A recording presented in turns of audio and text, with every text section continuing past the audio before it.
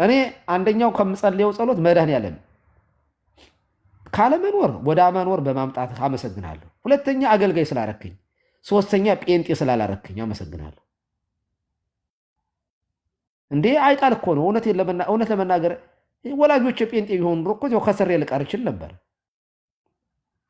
ስለዚህ ለእኔ ክርስትና ጸጋ ጭምር ነው። በፍለጋ ያገኘሁት አይደለም፣ ጸጋ ነው ለእኔ ክርስትና። የፈጣሪ ስጦታ ነው፣ በረከቴ ነው ለእኔ። ከወላጆቼ ይህን የመሰለ ቅዱስ አምላክ የዘላለም አባቴ እንዳደርገው እውነት እግዚአብሔር አድሎኛል፣ እድለኛ ነኝ። እና ጻፉ፣ የለም ወፍ የለም። ይኸው ኦርቶዶክሳውያን በኮሜንት ሞሉት፣ ኢየሱስ ጌታ ነው እያሉ ኢየሱስ ጌታ ነው፣ ኢየሱስ ጌታ ነው እያሉ ሞሉት። እኔ እንደውም ኢየሱስ ጌታ ነው ስል እዚህ ትርጓሜ ወንጌል ስንማር ኢየሱስ የሚል ሲኖር እግዚእነ የሚል ጨምሩበት ይላሉ የኔታ። ጌታችን ጌታ እንኳ አይደለም እኮ እውነት ለመናገር እግዚእነ እንለዋለን እኛ እንደ ካልቪኒስቶች ለተወሰኑ ሰዎች ሞተ የምንል ሰዎች አይደለንም። እዚህ ጋር እግዚአብሔር አስቀድሞ የመረጣቸው ሰዎች አሉ። እነሱ ጠፍተውበት እነሱን ለማዳን ኢየሱስ ሞተላቸው የሚል ሊሚትድ አቶነመንትን የሚያስተምር የንቅል ትምህርት እኛ የለን። ቤዛ ኩሉ ዓለም ነው እና እኛ ኦርቶዶክሳውያን ክርስቶስን እጅግ ስለምንወደው ነው እመቤታችንን የምንወዳት። ባይዘው እመቤታችንን በመውደድ ከጴንጤ ሙስሊም ይሻላል። እውነቴን ነው። ሙስሊሞች አሳምረው ይበልጧቸዋል ጴንጤዎችን። እና ጴንጤነት በሽታ ነው። እግዚአብሔር ከዚህ በሽታ ይጠብቃችሁ። ወረርሽኝ ነው እና ትምህርቱ ደግሞ ይጠፋል። አዙዛ ስትሪት ላይ እኛ ሰፈር እዚህ 17 ማይል ነው ከቤቴ። ተጀመረ፣ ተጋጩ፣ ተንቀጠቀጡ። እንደ ጎጃም ዘፈን ይንዘፈዘፋሉ፣ ወንበር ይሰብራሉ። የጎጃም ዘፋኝ እንኳ ወንበር አይሰብርም፣ ይበልጣቸዋል። ይሄ ርዕደ መሬት የካሊፎርኒያ እርዝኩክ ነው የሚመስለው። ተንቀጠቀጡ፣ እስካሁን ድረስ እንደተንቀጠቀጡ ይኸው መሬቱን አናውጠው ጠፉ። እኛ ግን የተሰቀለው ክርስቶስን እንሰብካለን እና ቤዛችን እርሱ ነው። ብፁዕ አምላክ እኔ ባይዘው መድኃኔዓለም የሚለው ስም ሲጠራ ይነዝረኛል። ምክንያትም አለኝ በጣም ብዙ እና መድኃኔዓለም የሚለውን ስም እንደ አልቦም ሰብ ዘከማይ አበሳ ኃጢአት ገባሪ ዋልቦ ዘከማከ እግዚአብሔር መሐሪ መድኃኔዓለም ክርስቶስ ዓለማተ ሁሉ ፈጣሪ በደመ ገቦከ ኃጢአቴ አስተስሪ አመለ ኮንኖ ዓለመት መጽድ ሃሪ አቄርብ ወትረ ሰባታቲከ አቄርብ ወትረ ሰባታቲከ በማውጣዩ በበካይ ወጋር መድኃኔዓለም ክርስቶስ እግዚአ ሰማያት ወምድር አስተዳሉ ሳይ በቀዳም ወደብን ዘሰለካ ነገብር ከሱ አጽማአኒ በዝንከ ወተው ከፈኒ በይዴከ ነገረ ሰቆቃው ጽህፍ ለከ መድኃኔዓለም ክርስቶስ ባውደ ጲላጦስ ዘቆምከ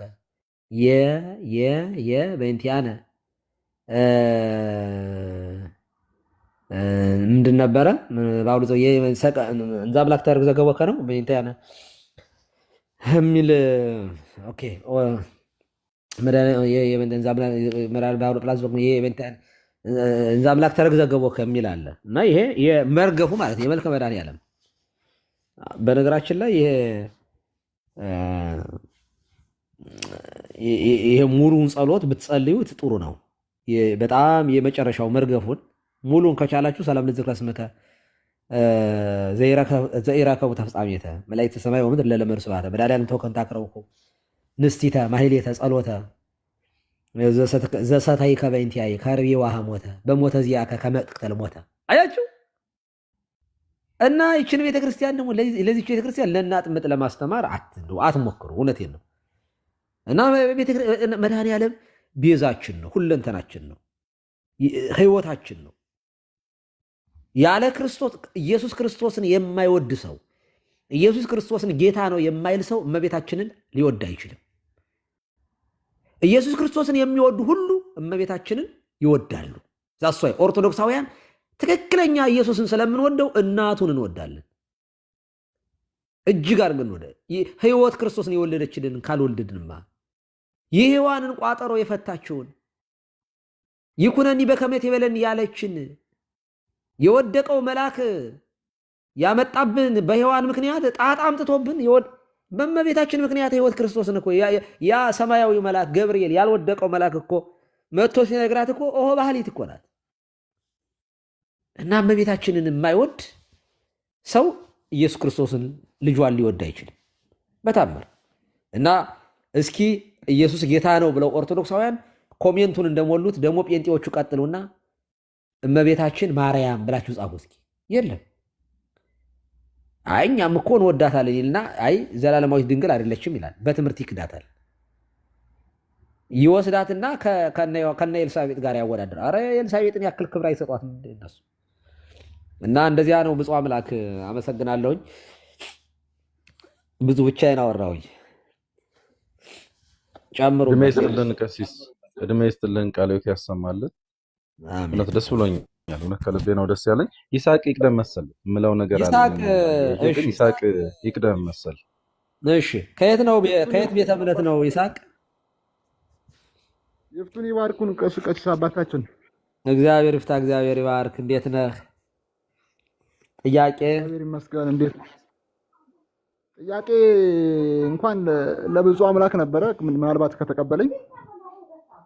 አይ ምን ብፁዕ አምላክ እኮ ብፁዕ አምላክ ነው። ስለዚህ ሌሎች ጥያቄዎች ሌሎች ጥያቄ እኔ ስለሆነ የምጠየቀው ጥያቄ ነው። ብፁዕ አምላክ በቤቱ ይጠየቅ። እሺ አባታችን፣ እሺ አባታችን ተቀብያለሁ። እሺ ጴንጤዎች መግባት ትችላላችሁ። ባይዘው ጴንጤዎች ኑና ጠይቁ፣ ተጠየቁም ጭምር ኑ። ይፈቀድልኛል ቀሲስ አባታችን። ይቀጥሉ።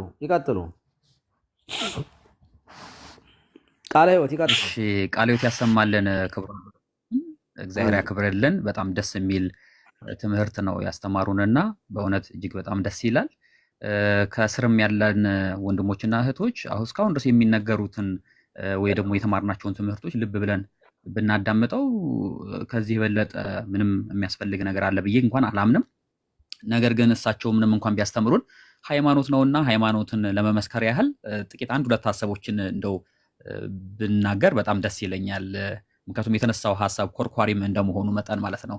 ምናልባት ከተፈቀደልኝ እንደው ምናልባት ቀሲስዬ አሁን ለእህታችን ሶፊያም የጻፈችውንም ነገር ነግረውናል። እውነት ለመናገር እኔ እንኳን አላየሁትም ነበር፣ ግን አሁን እርሶ ሲነግሩን በህሊና የተመላለሰብኝ ነገር ስላለም ነው። ቅድም ግን ብፁዕ አምላክ ወንድማችን በጥያቄ መልኩ አንድን ነገር ጥያቄ አንስቶ ነበረና ከስርም ኮሜንት እየጻፉ ነበረ። ለዛ ጥያቄ ምላሽ ከመስጠታችን በፊት እኛ ኦርቶዶክሳውያን ለመሆኑ ይህን ጥያቄ የሚያነሱትን የሌላ ቤተ እምነት ሰዎች ጥያቄ ብንጠይቃቸው በጣም ደስ ይለናል። ምክንያቱም ከጌታ ከኢየሱስ ክርስቶስ የማዳን ስራ ውጪ በፍጡራን ዘንድ ወይ ደግሞ በመላእክትም ሆነ በጻድቃን በቅዱሳን መዳን ይቻላል ብሎ የተናገረ ወይም ያስተማረ ኦርቶዶክሳዊ አባት ሊቅ ወይ ደግሞ ተጠቃሽ የሆነ ማስረጃ አለ ወይ? ኦርቶዶክሳውያን እንደዚህ ብለው ያምናሉ ወይ?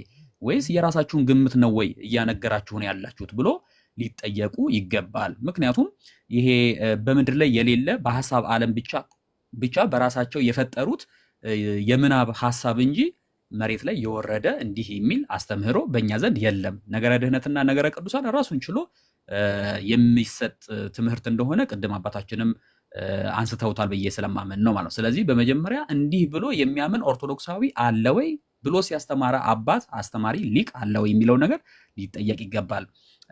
በሁለተኝነት እህታችን ሶፊያ ያቀረበችው በእርግጥ እሷ ብቻ አይደለችም፣ ሆል ፕሮቴስታንቶች ማለት ይቻላል እነርሱ ራሳቸውን የኢየሱስ ክርስቶስ ጠበቃ እኛ ደግሞ የማርያም ጠበቃ አድርገው ሁለቱን ኢየሱስ ቨርሰስ ማርያም አድርገው የመሳልና የማሰብ ነገር አለ። እውነት ነው ወይ? ይሄ ራሱ መፈተሽ መቻል አለበት።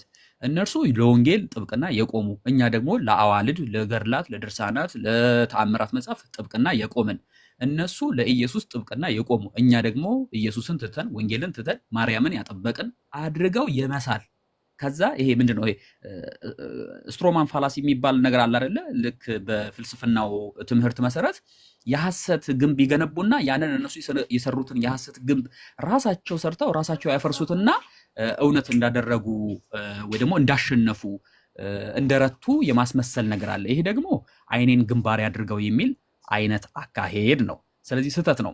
ባይሆን ወንድሞቻችን ቅንነቱ ካላቸው ቤተክርስቲያኒቱ ከዘመነ ዮሐንስ ወይ ደግሞ ይቅርታ ዘመነ ዮሐንስ አልኩኝ ከአዲስ ዓመት ከመስከረም 1 ጀምሮ እስከ መጨረሻው የዓመቱ መጨረሻ ድረስ ያላትን ስርዓት አምልኮ በሙሉ ቢከታተሉና ቢያዩ ከዛ በኋላ መዝነው ይሄ ትክክል ነው፣ ይሄ ግን እዚህ ጋር ማንስማማበት ነገር ነው ብለው ቢናገሩ እሰየው። ዓመቱን ሙሉ ስርዓት አምልኮታችን የሚቃኘው እና የስርዓት አምልኮታችን ማዕከል ምንም ጥርጥር የለውም መድኃኔ ዓለም ክርስቶስ ነው። ካዲያ ከዚህ የበለጠ አምልኮ ከወዴት አለ የሚለው ነገር መሰረታዊ ነገር ነው። እሺ ዓመቱን ሙሉ ምንም እንኳን የሚመለከው ክርስቶስ ቢሆንም በአንድ እገሌ ትላላችሁ፣ በሁለት እገሌ ትላላችሁ፣ እስከ 30 እገሌ ትላላችሁ፣ የት አለ የኢየሱስ ቦታ እያሉ አንዳንድ ሰዎች ባለማወቅ ይጠይቃሉ። እኔ ደግሞ እነዚህን ሰዎች አንድ ጥያቄ መጠየቅ ፈልጋለሁ። ለመሆኑ በኢትዮጵያ ኦርቶዶክስ ተዋሕዶ ቤተክርስቲያን የበዓላት ቀኖና መሰረት ወር በገባ በ6 የሚከብረው ማን ነው? ምንም እንኳን ደባል በዓላት ሌሎች ቢኖሩም ግን በዋናነት የሚከብረው ማን ነው ብዬ ልጠይቅ ፈልጋለሁ። እውቀቱ ካላቸው ቢመልሱልኝ። ወር በገባ በ27 የሚዘከረው የሚከብረው የሚነግሰው ማን ነው? ወር በገባ በ29 የሚከብረው የሚነግሰው ማን ነው የሚታሰበው? ምንም ጥርጥር የለውም በበዓላት ቀኖናችን መሰረት ክርስቶስ ኢየሱስ ነው። ይህንን ባለማወቃቸው ምክንያት እንደሆነ የእውቀታቸውን ክፍተት ቢሞሉት ብዬ አምናለሁ። አጽዋማቶቻቸውን ብንመለከት አብዛኛው አሁን ያለንበት የገና ጾም ወይም ደግሞ የነቢያት ጾም የምንለው ስለምንድን ነው? እሱ ነቢያት ስለ ጾሙት ነው አይደለ? ምን ብለው ነው እሱ ነቢያት የጾሙት? ጌታችን መድኃኒታችን ኢየሱስ ክርስቶስ ተወልዶ እንዲያድናቸው ከመናፈቃቸው የተነሳ ከመራባቸው የተነሳ ጽድቅን ከመራባቸው የተነሳ የጾሙት ጾም ነው። እኛም ደግሞ ምንም እንኳን ጌታችን አንድ ጊዜ የተወለደ ቢሆንም ዕለት በዕለት በምንኖረው መንፈሳዊ ሕይወታችን ውስጥ በልቦናችንና በመንፈሳችን ውስጥ እንዲወለድ መንፈሳዊና የጽድቅ ፍሬን እንድናፈራ ከእርሱ ጋር እንድንጣበቅ የምንጾመው መንፈሳዊ ግብራችን ነው። ታዲያ ከዚህ በለጠ ክርስቶስን መስበክ ከወዴት አለ? ኢየሱስ ጌታ ነው ብሎ በአንደበት መለፍለፍ ብቻ እርሱ አጋንንትም እኮ ያደርጉታል እኮ የእግዚአብሔር ልጅ የልዑል ልጅ ብለው እኮ ተናግረዋል። እንደዛ አሉ ማለት ግን በትክክል ኖሩት ማለት አይደለም። ያንን የመሰከሩትን ነገር ረቡዕ ምን ጾመው ለምንድን ነው? ጌታችን ስለ እኛ ሁሉ ለኃጢአታችን ለበደላችን ሲል ተላልፎ እንዲሰጥ የወሰኑበት ዕለት ነው እያልን እኮ ነው። ዓርብ ለምንድን ነው ምን ጾመው? ስጋውን የቆረሰበት ደሙን ያፈሰሰበት ስለ ሁላችን ቤዛ ሆኖ በመልዕልተ መስቀል ላይ የተሰቀለበት ነው ብለን እኮ ነው ምን ጾመው። ታዲያ ከዚህ በለጠ ክርስቶስን መስበክ ወዴት አለ? አንዳንድ ጊዜ በጣም የሚያሳዝነኝ ነገር ቀሲስዬ አንድ ነገር እዚህ ጋር አከለ ባደርግ፣ እስኪ ለመሆኑ ፕሮቴስታንቶች አሪዮስ መጥቶ ኢየሱስ ጌታ ነው አሜን በሉ ቢላችሁ አሜን ትላላችሁ? ንስጥሮስ መጥቶ ኢየሱስ ጌታ ነው ቢላችሁ፣ መቅዶኒዮስ መጥቶ ኢየሱስ ጌታ ነው ቢላችሁ፣ ጆሆቫ ዊትነሶች እናንተ ጋር መጥተው ኢየሱስ ጌታ ነው ብለናልና አሜን በሉ ቢሏችሁ አሜን ትላላችሁ? በእናንተና በእነሱ ኢየሱስ መካከል ልዩነት መኖሩን ወይ ደግሞ አለ ብላችሁ ታምኑ የለም እንዴ? እናንተ የምትሰብኩት ኢየሱስ ኦርቶዶክሳዊ ተዋሕዶ ቤተክርስቲያን ከአባቶቿ የተቀበለችው ኢየሱስ ክርስቶስ አለመሆኑን ስለምናም እናንተ ኢየሱስ ጌታ ነው ስትሉ የእናንተን ኢየሱስ ጌታ ነው አንለውም። እውነተኛው በቅዱሳት መጻሕፍት የተገለጠው አባቶቻችን የሰበኩልን ቤተክርስቲያን እስካሁን ድረስ ባቆየችልን ሃይማኖት ውስጥ ያገኘነው ኢየሱስ አምላክ ጌታ መሆኑን እናውቃለን፣ እናምናለን እንጂ እናንተ ኢየሱስ ጌታ ነው ስትሉ አሜን እንድንል አትጠብቁን። ለምን? ሐሰተኛው ክርስቶስ ስላለ። ጌታችን በማይታበል ቃሉ በቅዱስ ወንጌል ነግሮናል። በስሜ ይመጣሉ ብዙዎችንም ያሰታሉ ብሏል። ስለዚህ የትኛውን ኢየሱስ ጌታ ነው እንደምትሉ በምን እናውቃለን? ስለዚህ በጣም በጣም በጣም አደብ ብትይዙ አስፈላጊ ነው ብዬ አምናለሁ እንጂማ ቅድም እኮ አባታችን እኮ ነግረውናል እኮ እንኳንስ የከበረ ስሙን ልንጠራ ይቅርና ስሙን ከመጥራታችን በፊት ምን እንላለን? እኛ ኦርቶዶክሳውያን ለስም አጠራሩ ክብር ምስጋና ይግባውና እንላለን። በቃል መነገሩ በልብ መታሰቡ የከበረ የተመሰገነ ይሁንና እንላለን። ስሙን ከመጥራታችን አስቀድሞ ጌታችን አምላካችን መድኃኒታችን ኢየሱስ ክርስቶስ ከዚህ አጠራር የበለጠ ኢየሱስ ጌታ ነው የሚለው ነው እንደሚሻለው። ብዙ እኮ ጌቶች የተባሉ አሉ በምድር ላይ ከጻድቃንም ከሰዎችም ከመላእክትም ከምድር ነገስታትም ብዙ ጌቶች የተባሉ አሉ። እርሱ ግን የጌቶች ጌታ የአማልክት አምላክ መሆኑን የምንመሰክረው እንዲህ ባለው መንገድ ነውና እንደው አንዳንድ ጊዜ ያላዋቂ ሳሚ በሆነ መንገድ እና እንደው ቤተክርስቲያኒቱን ያሌለ ጥላሸት ለመቀባት የሚካሄደው ርቀት ተገቢ አይደለም ለማለት ፈልጌ ነው እንጂ እንደው አዲስ ነገርም ለመጨመር አይደለም።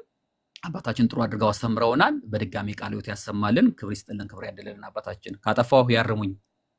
ቴንኪው።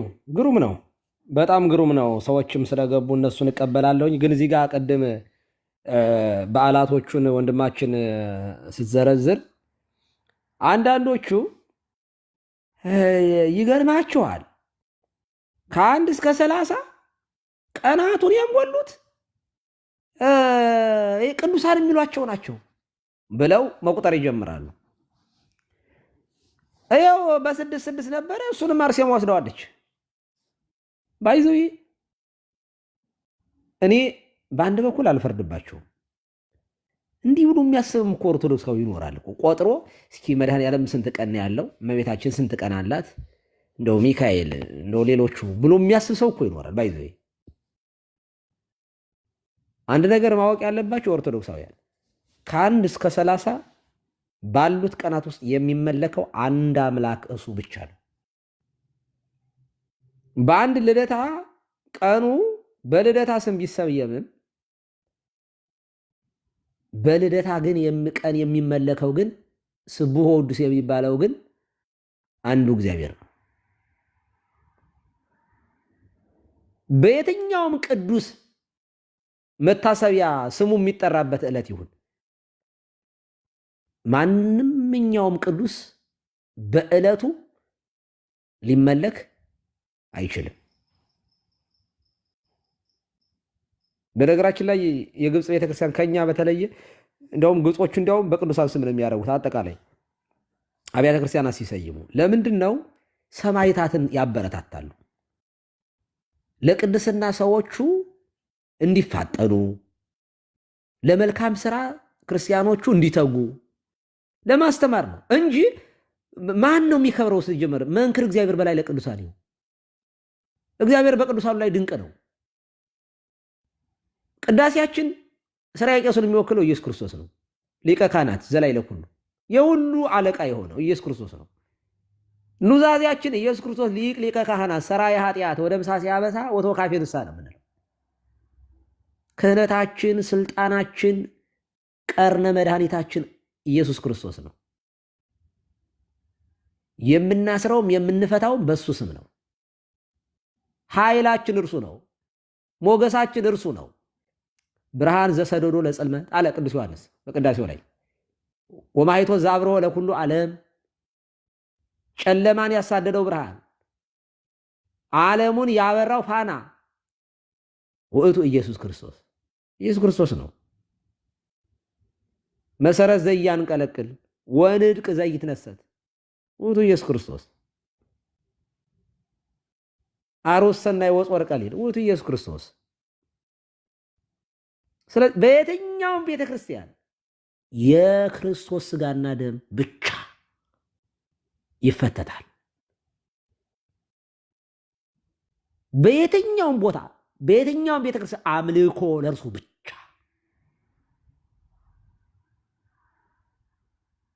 ቅዱሳን የክርስቶስ አካል ናቸው። ቅዱሳን ክርስቶስን በሕይወታቸው ያከበሩ ናቸው። በስማቸው ለምን እናደርገዋለን? እግዚአብሔር ስላከበራቸው እኛም ክርስቶስን ባከበሩት ቅዱሳኑ ልክ እንድንሄድ ነው፣ እንድንከብር ነው። ሰማዕትነትን ለማበረታታት፣ ቅድስና በረከት ለመሳተፍ፣ ጳውሎስን ለመምሰል፣ ጴጥሮስን ለመምሰል፣ ቅዱሳኑን ለመምሰል ነው ይህንን የምናደርገው እንጂ የማርያም ሥጋ የጊዮርጊስ ሥጋ በቤተ ክርስቲያን አይፈተትም። የለም የሩቅ ቢሲ ሥጋ ደም አድኖ የማያውቅም ሊያድነንም አይችልም። እና አለመረዳት ነው እንጂ የእመቤታችን ቀን እመቤታችን የምትመለክ የገብርኤል ቀን ገብርኤል የሚመለክ እንደዚያ የሚያስብ ሰው ካለ አሁንም ከጴንጤ ያልተሻለ ንቅል ነው ማለት ነው። እንደዚያ የሚባል ነገር የለም። ስግደት፣ አስተብርኮ፣ አምልኮ ለእርሱ ነው። ቅዱሳንን እናከብራለን። እኛ አይደለንም ያከበርናቸው። በነገራችን ላይ እኛ ካከበርናቸው በላይ እሱ ያከብሯቸዋል። ያከበራቸው እርሱ፣ አክሊላቸው እርሱ፣ ጽድቃቸው እርሱ፣ የስራቸውን የድካማቸውን አክሊል ያቀዳጃቸው እርሱ፣ የሾማቸው እርሱ፣ የጠራቸው እርሱ፣ የመረጣቸው እርሱ፣ ያጸደቃቸው እርሱ። ለዚያ ነገር ታዘው በመገኘታቸው ነው። ዝም ብሎ አይደለም። የሆኑ ሰዎችን ሴሌክት ምርጥ አድርጎ እንደ ጆን ካልቪን አንተ ለገነት ተመርጣል፣ አንተ ግን ስላልተመረጥክ መልካም ብትሰራም አትድንም አይልም። ነፃ ፈቃዳቸውን ለእግዚአብሔር አሳልፈው በመስጠቱ ግን ዩኒክ ናቸው፣ የተለዩ ናቸው። ለእግዚአብሔር ስለተዩ ነው። በነገራችን ላይ ቅዱሳን ማለት ለክርስቶስ የተለዩ ማለት ነው። እና እኛ እንደዚያ ነው ክርስቶስን የምናመልከው። አዎ ኢየሱስ የጌቶች ጌታ የነገስታት ንጉስ አልፋና ኦሜጋ ነው፣ ያለና የነበረ የሚኖር ነው። እሺ አይ ቲንክ እስኪ አንድ ሰው ኢየሱስ ብቸኛ ዳኝ ነው? አዎ ነው። እሺ ኢየሱስ ብቸኛ ዳኝ ነው። ሰላም ለእርሶ ይሁን። ደህና ነህ? ኢየሱስ ጌታ ነው? እመቤታችንስ? እናቱ ናት። ደስ ይላል። ለአንተስ ምን ናት?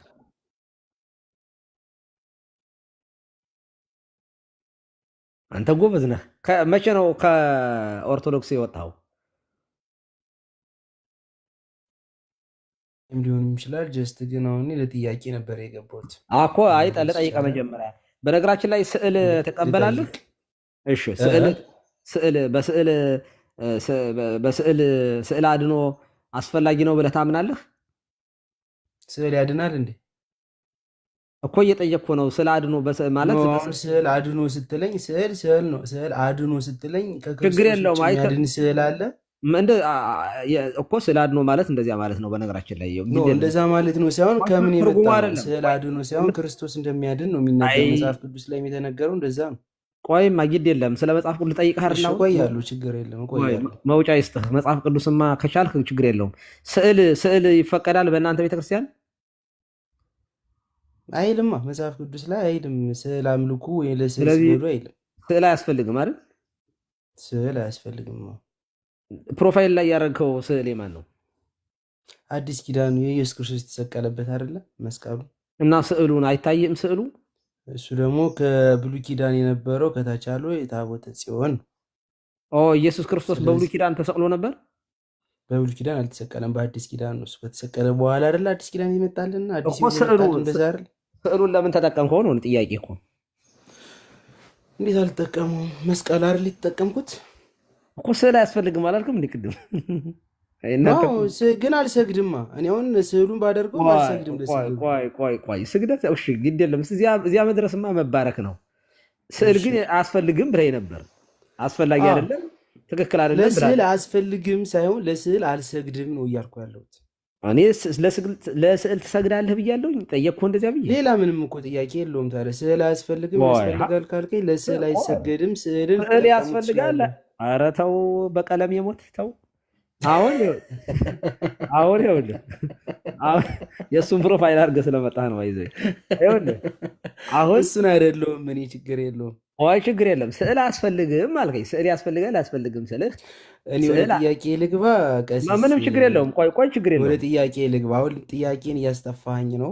አይ ችግር የለውም። ቤቱን የከፈትከው እርስዎ ነዎትኝ። ስለዚህ ልጠይቅ ነው የገባው። እሺ ጠይቅልህ፣ እንደው ልፍቀድልህ። ግን ስዕል ያስፈልጋል አያስፈልግም? ምን ነው መደጋገሙ አስፈልጎ ነው ወይስ ግዴታ ነው? እኔ ስዕል ያስፈልጋል አያስፈልግም? የሚያስፈልገው ለምንድን ነው? ጥያቄን በጥያቄ ለምን ስዕል አደረግክ? ጥያቄው ለምን ስዕል አደረግክ? ስዕል አያስፈልግም ካልክ ለምንድን ነው ስዕል የምታደርገው? ለማምለክ ከሆነ ስለማላመልክ ነው ስዕል። እኔ ታመልካለህ ብዬ እኮ አልጠየቅኩህም እኮ። ታመልካለህ ብዬ ጠይቄያለሁ። ችግራችሁ እኮ እናንተ እንደዚህ ነው። እኔ ችግር የለብኝም። ችግራችሁ አይባልም። አጠቃላይ የጴንጤ ችግር ነው ይሄ የማወራው። በሙሉ ያልተጠየቃችሁት ነው የምትመልሱ። ይኸውልህ የምጠይቅህን መልስልኝ። እኔ የጠየቁትን ልመልስ። አሁን ወደ እኔ ልጠይቅበት ልጠይቅ ነው የገባሁት። የእርሱ ነው። ምንም ችግር የለውም። እፈቅድልሃለሁ። ቃል እገባልሃለሁ። በደንብ ነው የምሰጥህ። ትጠይቃ ግን ስዕል አያስፈልግም ካልከኝ ለምንድን ነው ስዕል የምትጠቀመው አንተ ራስህ? ተሳስተህ ነው? አልተሳሳትኩም። ለምን እሳሳታለሁ? ለስዕል ስዕል አትጠቀምም? ስዕል እንጠቀማለሁ። ተጠቀምኩት እያሳየሁ እኮ ነው። አያስፈልግም ያልከው ለእኛ ነው። ስዕል አያስፈልግም ያልከው ለስግደት አያስፈልግም። ለመስገድ ይሰገዳል አያሰገድም እኮ አልጠየቅኩኝም። ወንድም አለ አማርኛ እያወራሁኝ ለስዕል ይሰገዳል ብዬ ጠይቄያለሁ እንዴ እያልከኝ እኮ ነው። አሁን እኮ ሆነት ለምን ተጠቀምከው እያልከኝ መብት አይደለም መጠቀም አላልኩኝም እኮ ስዕል አያስፈልግም ያስፈልጋል ነው ያልኩህ። ጥያቄ አያስፈልግም ብለኛል። አያስፈልግም ካልክ ለምን ስዕል ተጠቀምክ ነው እኔ ጥያቄ እኮ የጠየቅኩህ። ከመጀመሪያው ይመስለኛል ስህተት ያለው ከጥያቄያችን ከእርስዎም ከኔ። አይ እኔ አልተሳሳትኩም። ይኸውልህ ስዕል ትክክል ነው አይደለም ብዬ ስልህ ትክክል አይደለም አያስፈልግም አልከኝ። አያስፈልግም ካልከኝ ለምን ተጠቀምክ ነው። ይችን መልስልኝና ወደ ጥያቄ ግባ። ኦኬ ከመጀመሪያው ካልሆነ ስህተቱ እንግዲህ ስዕል ታምናለህ ነበር ብለህ ጠየቅከኝ። እኔ እኮ ዝም ብዬ ልለፈው ብዬ ነው እንጂ ነው ኖ ኖ ኖ ታምናለህ ማለት ይኸውልህ ስዕል ያስፈልጋል። በስዕል ታምናለህ ወይ እኮ ስዕል ያስፈልጋል ስትለኝ አላምንም አልኩ። በቃ ስዕል ያስፈልጋል ብለህ ታምናለህ ነው ያልኩኝ። ይኸውልህ ታምናለህ ስልህ በስዕል ታምናለህ ነው ግድ የለህም። አሁን ስዕል ያስፈልጋል አያስፈልግም ብዬ ስልህ አያስፈልግም አልከኝ። ኦኬ ካላስፈለገ ለምን ለክርክር እኔ ክርክር አልፈልግም። ሲጀመር በክርክር ለማስወጣት ፈልገህ ከሆነ እኔ ከአሁኑ ልውጣለህ። ኧረ እንዳትወጣ ለክርክር ካልሆነ በስተቀር አሁን የመጀመሪያው ጥያቄ በስዕል ታምናለህ ወይስ ለምን አደረግከው? ይህን መልስልኛ። ወደ ጥያቄ ግባ። መጠየቅ አትፈልግም እንዴ? ለምን ይቸኩላሉ? ከኔ ኮርሶ አባት ሞት አይደለ? እሺ እኔ ምንም አልቸኩልም። ይኸው ወንድም አለ ቀጥል። ኦኬ እኔ አሁን እየጠየኩህ ዛሬ ግን እድለኛ ነው አንተ ቀሲስ አንተ ዛሬ ለየት ብሎብኛል። አረ ሁሌ ማርጀት ሰልችቶኛል። ወጣት ሊያረግ ይፈልጎ ነው ጓደኛው። እኔም አንተ የሚለኝ ሰው በጣም ስለናፈቀኝ ይበለኝማ ግድ የለም። እሺ እንግዲህ የቃላት እንትን ከሆነ ይቅርታ ጠይቃለሁ። አጠቃቀሚ ይቅርታ ቅር አይለኝም። አንተ ችግር የለውም። እሺ ለምን እንዴት ነው የምናወራው ታዲያ? የመጀመሪያው ጥያቄ ላይ ሲሄድ በስዕል ታምናለህ አታምንም ብሎ ጠየቁኝ። እኔ ደግሞ አላምንም አልኩኝ። ከዛ በኋላ ለስዕል ለምን አደረግ በዛ ነው ጥያቄው የመጣ አይደለ? በስዕል ታምናለህ አታምንም በሚለው ጥያቄ ብቻ ነው እንጂ ያልተጠየቅከውን ቆይ ልጨርስ። እንደዚህ የሚባል ነገር የለም። ይኸውልህ ያልተባለ ነገር እዚያ ብቻችሁን ስትሆኑ መዋሸት ይቻላል። ስዕል አስፈላጊ ከሆነ ችግር የለውም። ስዕል አስፈላጊ ነው ብለህ ታምናለህ ወይ ብያለሁኝ። አያስፈልግም ብለኛል። ኦኬ አያስፈልግም ካልከኝ ለምን ስዕል ተጠቀምክ ነው ጥያቄ። ይህንን መልስልኝና ወደ ጥያቄ ግባ። ካልመለስኩ ጥያቄ አልጠይቅም እንዴ? እንዴት ሆኖ ይሆናል? እንደዚያማ አይደረግም። የጀመርከው ጥያቄውን ፈርተውታል። በቃ ኦርቶዶክሳዊ የሚፈራው ጥያቄ ነው የምጠይቅ። ሲጀምር እውነትም አደፍሩትም ቀለሚ ራሱን አሳክሎ ወልዷል ማለት ነው። ደግሞ ፍርሃት ደግሞ የሚባል ነገር ደግሞ እናንተ ቤት እና ታዲያ እንዳልጠይቅ እየገረግ ግድ የለም ቶሎ ጠይቀኝ። ስልክ ሳይግልብህ ስልኩም ሳይግል ቤቱም ሳይጠብህ ዝም ብለህ ቶሎ መልስህን መልስልኝና ከዛ ጥያቄህን ጠይቅ። ከታች ባለስልጣን አለ ሚዩት አድርገውሃል። ታውት ቆይማ ዝም በሉት እና ለዘእንዘር ውጭ ይመጽ አድገ ማረቆስ ግስፍና አለ ባለቅኔው ሰአኑ አሳቂ በቀስ ጾሮ ጾም ዳህና እና ሚዩት እያደረጋችሁኝ ነው። እኔ ችግር የለም እንዳታረጉት። እሺ ለምን አደረግከው የሚለውን ባጭሩ ይኸውልህ። ጥያቄ መጠየቅ የምትፈልግ ከሆነ ለምን አያስፈልግም ካልክ ለምን ስዕል ተጠቀምክ የሚለውን መልስልኝና ወደ ጥያቄ ነው። አያስፈልግም፣ አሁንም አያስፈልግም፣ ነገም አያስፈልግም፣ ለወደፊትም አያስፈልግም። ምክንያቱም ለስዕል ስለማንሰግድ ለፒክቸር ከሆነ እንጠቀመዋለን። ከዛ ውጭ ግን ለስግደት አያገለግልም። ለፒክቸር ከሆነ ምን ማለት ነው? ለፒክቸር ከሆነ እንጠቀመዋለን። ለፒክቸር እንደ ፎቶ እንደ ዝም ብለህ ፎቶ ልታደርገው ምናምን ትችላለህ እንጂ ፒክቸር ምንድን ነው? ፒክቸር